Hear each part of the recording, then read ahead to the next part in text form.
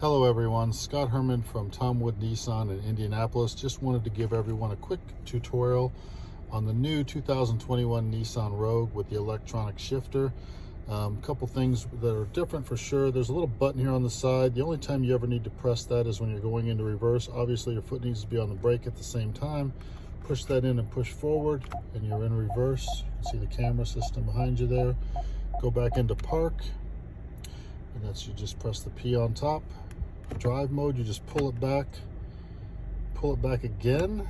That's manual mode. You can see there it's got paddle shifters where you can shift it. Pull it back again, you go back into drive mode. The other thing that's kind of important, if you're wanting to go through a car wash or anything like that, you put it in neutral. For an automatic car wash, you just hold it there and it hovers back into neutral.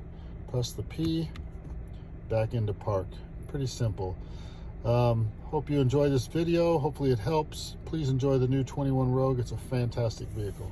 Thank you.